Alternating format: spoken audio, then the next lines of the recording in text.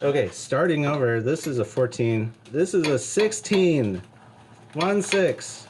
And the old one was a 14 on the bottom.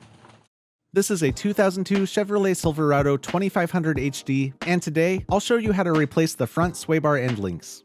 Sway bar end links should be replaced when they're bent, damaged, or start to degrade, and you should consider replacing the sway bar bushings too, which will be the topic of my next video.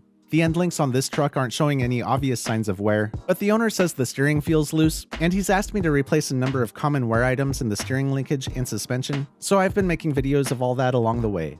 Replacing the rear sway bar end links is basically the same procedure, and this is a very simple job if you have the right tools, so let's get to it. Here are the tools I used for this job.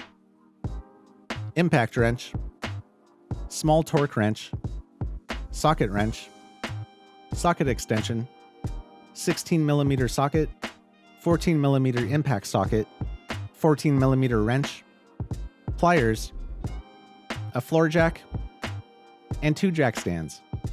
For this job I also needed a stool, a light, a wheel chock, padded gloves, safety glasses, and a new set of sway bar end links.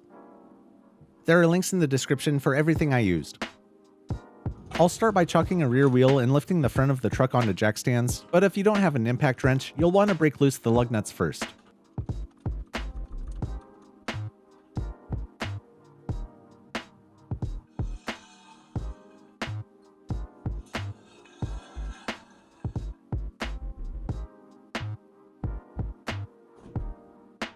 The hub cover has plastic lug nuts, so be careful with them.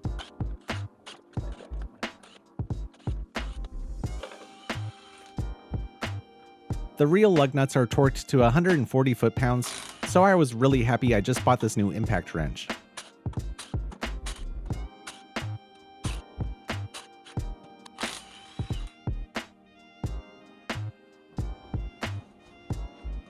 With the wheels out of the way, the end links can be easily removed with a 14mm socket and a set of pliers or vice grips.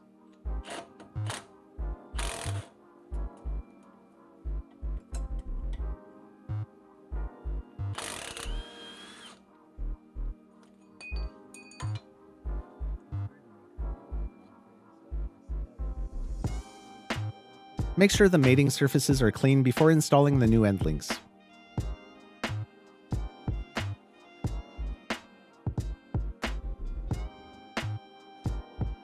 With this design, each of these plastic pieces fits a washer in the open end.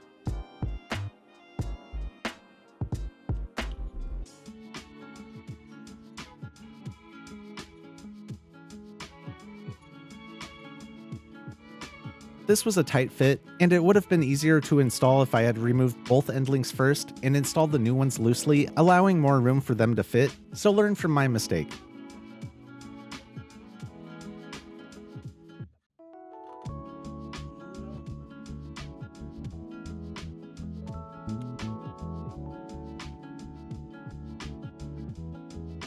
The nuts on these end links should be torqued to 14 foot-pounds, but double check the directions that came with the pair that you bought.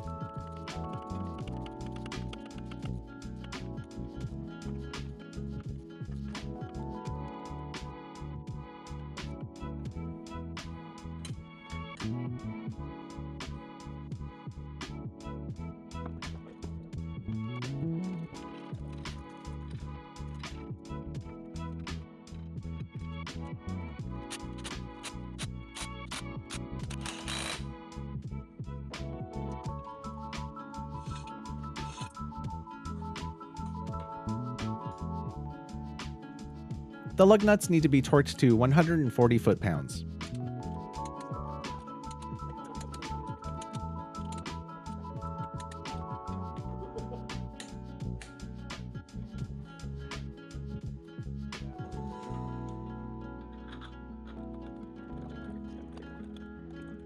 Right now, I'm in the middle of packing for a cross-country move, but I'll make sure to finish that sway bar bushing video before I go.